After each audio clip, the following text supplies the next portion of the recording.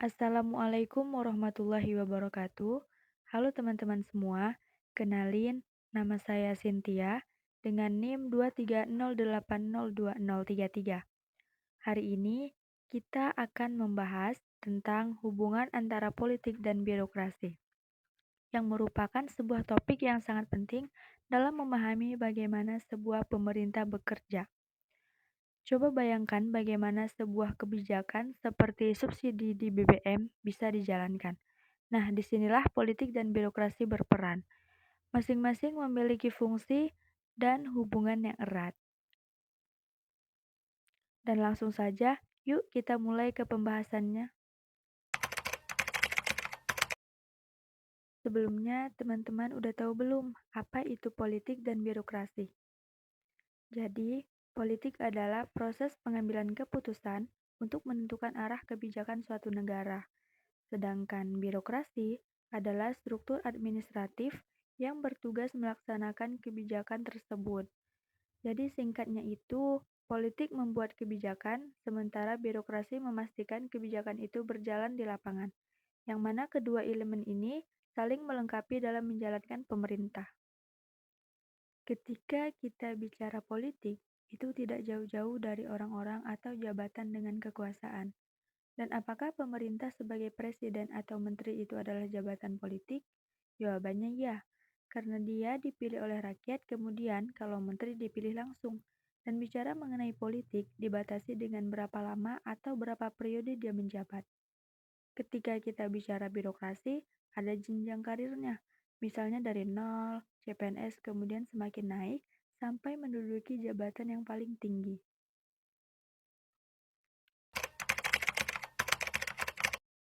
Terus, gimana sih hubungan antara politik dan birokrasi? Hubungan antara politik dan birokrasi bisa kita ibaratkan seperti pemain dan pelatih dalam sebuah tim olahraga.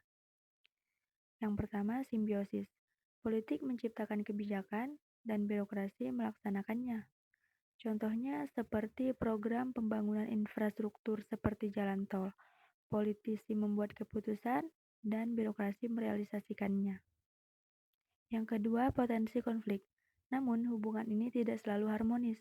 Tekanan politik bisa memengaruhi profesionalisme birokrasi, seperti dalam kasus politisasi jabatan atau keputusan yang berbasis kepentingan politik, bukan kepentingan rakyat.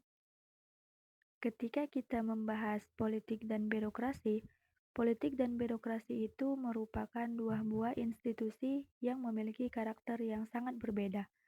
Politik itu ya jabatan yang notabene memiliki kekuasaan. Kalau kita bicara birokrasi itu adalah jabatan yang diduduki tetapi memiliki jenjang karir. Bedanya yang mendasar itu adalah ketika kita bicara dalam konteks kebijakan tentu sangat berbeda. Yang mana birokrasi tidak memiliki wewenang untuk memformulasikan sebuah kebijakan, tapi politik mempunyai wewenang dan punya tanggung jawab untuk memformalisasikan sebuah kebijakan. Walaupun sangat berbeda jika dilihat dari fungsinya yang sangat jauh, tetapi mereka berdekatan atau saling berkaitan. Dua karakter inilah yang berbeda antara dua institusi. Pada satu sisi dituntut untuk adanya independensi, tapi di sisi lain harus bisa memberikan sebuah ruang yang positif bagi apa yang disebut dengan sinergi. Namun seringkali juga tidak dapat dipisahkan dengan aroma perselingkuhan. Perselingkuhan di sini bukan antara satu orang dengan orang baru atau antara laki-laki dan perempuan, tetapi di sini kita mengibaratkan bahwa politik dan birokrasi itu sering terjadi perselingkuhan. Perselingkuhan itu terjadinya sebuah hubungan yang negatif dan tidak baik, tapi mereka menyukai melakukan hal itu. Jika kita bicara perselingkuhan orang, mereka tidak punya hubungan yang sama atau hubungan yang legal, tetapi mereka melakukan sebuah hubungan itu dengan sama-sama suka dan akhirnya terjadilah. Tetapi dalam tanda kutip itu legal.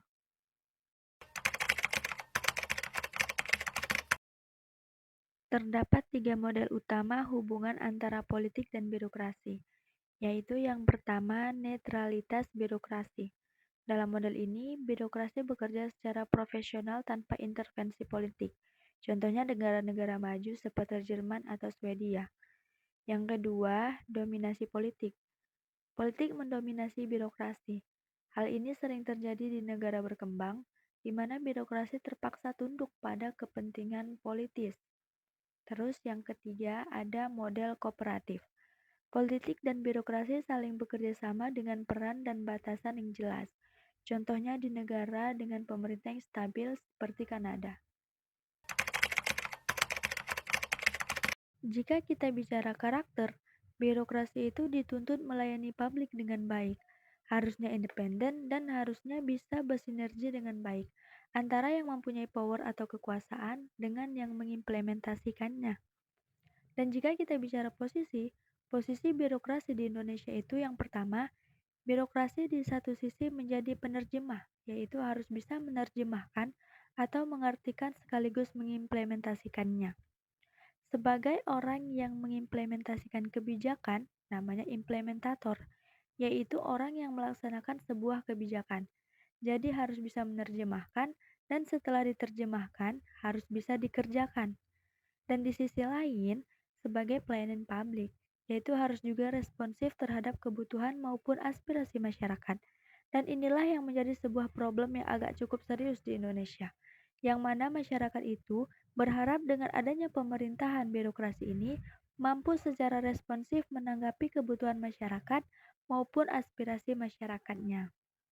Dan yang kedua, sebagai kepanjangan tangan penguasa negara, sekaligus penyambung lidah bagi tuntutan dan harapan publik akan sistem pemerintahan yang baik dan bersih. Jadi yang menyelesaikan dan yang melaksanakan itulah yang namanya birokrasi. Dan mengenai posisi birokrasi terhadap politik, ada yang namanya paradigma dikotomi, yaitu birokrasi yang harus dipisahkan dengan politik. Politik bertugas membuat kebijakan, sedangkan birokrasi menjalankan kebijakan. Salah satu negara yang sukses menjalankan ini adalah Jerman.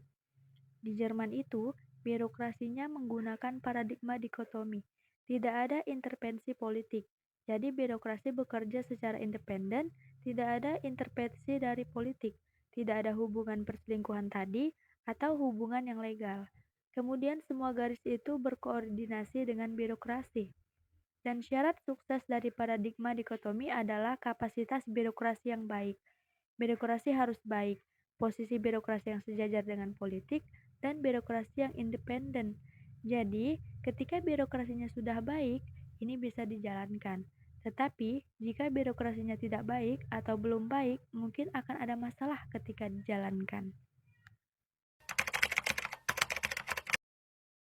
Nah, itu tadi sedikit pembahasan mengenai hubungan antara politik dan birokrasi. Semoga dapat bermanfaat. Dan terima kasih sudah menyaksikan. Akhirul kalam, wassalamualaikum warahmatullahi wabarakatuh.